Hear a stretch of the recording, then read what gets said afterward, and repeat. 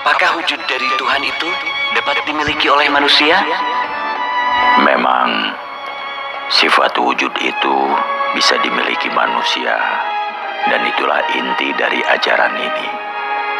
Selama manusia mampu menjernihkan kalbunya, maka ia akan mempunyai sifat-sifat itu.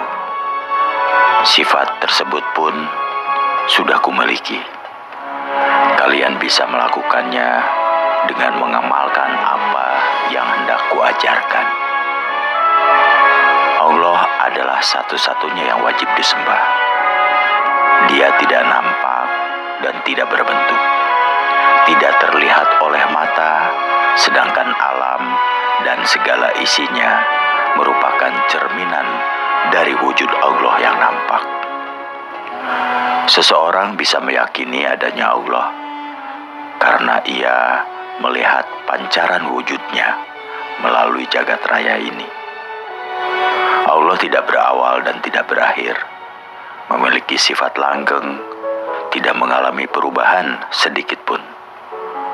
Allah berada di mana-mana, bukan ini dan bukan itu. Dia berbeda dengan segala wujud barang baru yang ada di dunia ini. Wahai Kanjeng Syekh, jelaskan kepada kami tentang hakikat kodrat.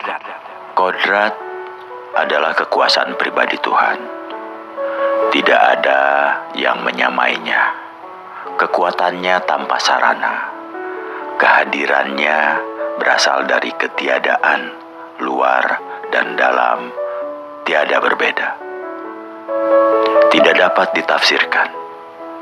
Jika engkau menghendaki sesuatu, maka pasti kalian rencanakan matang-matang dan pasti pikirkan berulang-ulang. Itu pun masih sering meleset. Namun Allah tidak demikian. Bila menghendaki sesuatu, tidak perlu dipersoalkan terlebih dahulu. Kalau begitu, Allah tidak memerlukan sesuatu. Benar, Allah tidak memerlukan sesuatu.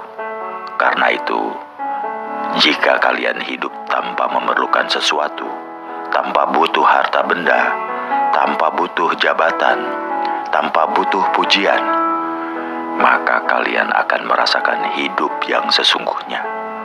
Kalian akan memiliki sifat Allah tersebut. Kalau manusia menghindari sesuatu dan merasa tidak memerlukan apapun, apakah akhirnya dapat disamakan dengan Allah? Tidak. Walaupun manusia hidup tanpa bergantung sama sekali kepada duniawi, namun ia tetap berbeda dengan Allah. Tidak bisa disamakan dengan Tuhan. Allah adalah pencipta dan kalian adalah yang diciptakan. Allah berdiri sendiri tanpa memerlukan bantuan. Hidupnya tanpa ruh, tidak merasa sakit dan kesedihan. Allah muncul sekehendaknya. Jika Allah berkehendak, maka apakah kehendak seseorang itu karena kemauan Allah? Untuk sampai pada jawaban itu, harus membedakan seseorang. Manusia itu dibedakan menjadi beberapa tingkatan. Ada yang awam, ada yang khawas. Orang awam hanya beribadah secara syariat, tanpa dapat memelihara kolbu. Maka ia masih jauh bisa berhubungan dengan Allah. Sedangkan orang-orang khawas, termasuk para nabi, rasul, dan wali Allah, mereka beribadah secara utuh. Bahkan sampai pula pada tingkatan hakikat. Kalau kalbunya sudah bersih dari duniawi dan menyatu dengan cahaya ilahi, maka kehendak kemauannya itu berasal dari Allah. Perbuatannya adalah perbuatan Allah. Maka jangan heran jika ada orang yang diberi karomah sehingga segala ucapannya menjadi bertuah. Kalau begitu, ibadahnya orang yang sudah khawas itu merupakan kehendak Allah? Benar. Mereka mempunyai kejernihan akal budi, memiliki kebersihan jiwa dan ilmu. Sholat 5 waktu dan berzikir merupakan kehendak yang sangat dalam, bukan kehendak nafsunya, namun kehendak Allah. Semangatnya sedemikian besar.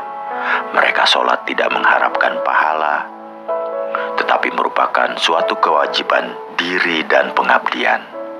Badan haluslah yang mendorong untuk menjalankan. Banyak orang melakukan sholat, tetapi tidak menyentuh kepada yang disembah. Ini bagaimana? Memang, banyak orang yang secara lahiriah nampak khusyuk sholatnya, bibirnya sibuk mengucapkan zikir dan doa-doa, namun hatinya ramai oleh urusan duniawi mereka. Islam yang demikian ini ibarat kelapa. Mereka hanya makan serabutnya saja. Mereka hanya makan serabutnya. Padahal yang paling nikmat adalah buah atau daging kelapa dan air kelapanya. Mereka sholat 5 waktu sebatas lahiriah saja, tidak berpengaruh sama sekali kepada akal budinya. Padahal sholat itu diharapkan dapat mencegah keji dan munkar, namun mereka tidak mampu melakukannya dalam kehidupan sehari-hari. Kalaupun hakikat sholatnya itu membekas pada budinya, itu pun hanya sedikit.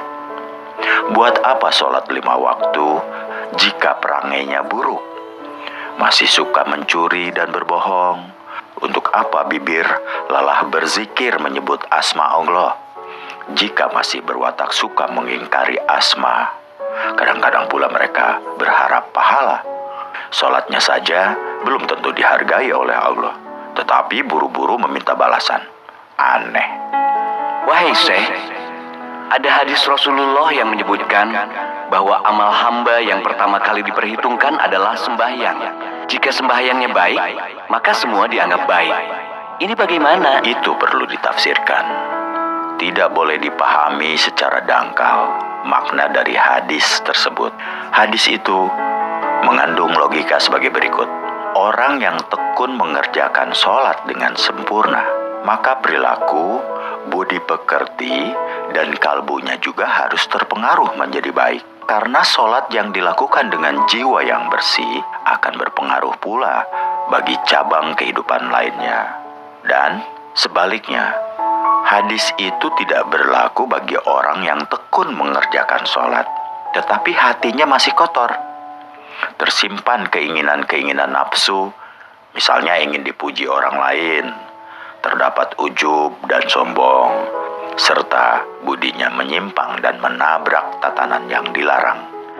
Apakah ada tuntunan mengenai pakaian seseorang yang sedang melakukan sembahyang? Sesungguhnya aku, Syekh Siti Jenar, tidak sependapat jika ada orang yang mengenakan pakaian gamis dan meniru-niru pakaian orang Arab dalam melakukan sholat. Jika selesai sholat, jubah atau gamis itu dilepaskan, sedangkan sholat orang tersebut tidaklah menyentuh hatinya. Meskipun berlama-lama merunduk di masjid, namun masih mencintai duniawi. Sholat yang pakaiannya kedombrangan, merunduk di masjid berlama-lama sampai lupa anak istri, sedangkan dia masih mencintai duniawi dan mengumbar nafsu manusiawinya. Bahkan dalam kehidupan sehari-hari, ia seringkali menyusahkan orang lain. Maka orang yang demikian itu tidak terpengaruh oleh sholat yang dilakukan. Biasanya tipe orang seperti itu sibuk menghitung pahala. Dia sangat keliru dan bodoh. Pahala yang masih jauh tetapi diperhitungkan. Sungguh, sedikit pun tidak akan dapat dicapainya. Zat yang luhur dan sejati itu sesungguhnya siapa? Wahai Syekh, Gusti Allah adalah zat yang tinggi dan terhormat. Ia memiliki 20 sifat. Semua timbul atas kehendaknya. Ia mampu mencurahkan ilmu kebesaran, kesampurnaan, kebaikan, keramahan, kekebalan dalam segala bentuk. Memerintah umat dapat muncul di segala tempat dan sakti sekali. Aku, Syekh Siti Jenar, merasa wajib dan menuruti kehendaknya sebagaimana ajaran Jabariyah, dengan sesungguhnya dan konsekuen. Selalu kuat cita-citanya, kokoh tidak tergoyahkan terhadap sesuatu yang tidak suci, berpegang teguh kepadanya selama hidup.